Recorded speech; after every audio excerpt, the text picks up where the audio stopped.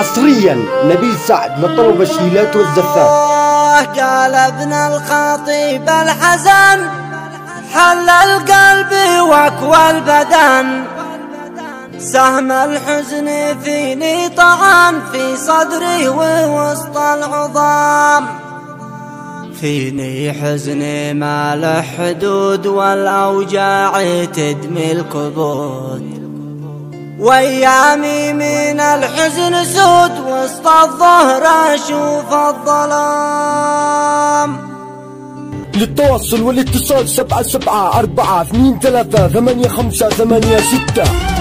قال ابن الخطيب الحزن حل القلب واقوى البدن، سهم الحزن فيني طعن في صدري ووسط العظام، فيني حزني ما له حدود والاوجاع تدمي الكبود، وايامي من الحزن سود وسط الظهر اشوف الظلام. من بعد الشهيد البطل اللي عن عيوني رحل، موتها السكن من جبل من ملحاني حتى شفا، يا صادق فراقك صعيب موتك هد حيل الخطيب، كانك شخص ذيب ابن ذيب في الفزعة ووقت السحاب، راح الجيد والمحترم راعي الطيب راعي الكرم، في شامخ شموخ العلم حاز المرجله والوسام، حاز العز والقبيله عندي ما بشر يعدله، ادعي ربنا واساله ان يسكنه دار الكرام. يا غبني عنك يا اسد بما يعدلك اي حد، كانك رزح اخوك والسند عونه في جميع المهام، يا حزني عليك يا نسب موتك هز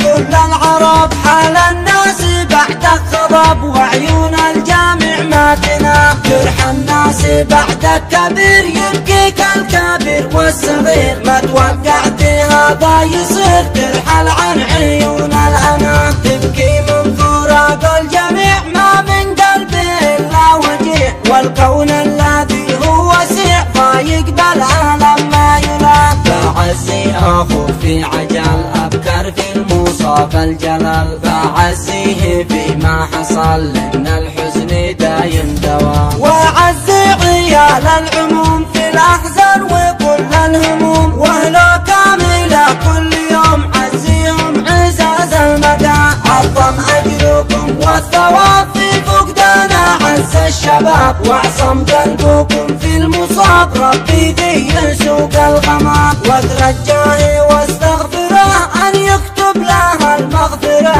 وأن يرحمه في المقبرة ويسكنه دار السلام، واختم بالصلاة على الرسول في ذكرى يزين العقول، يا سامع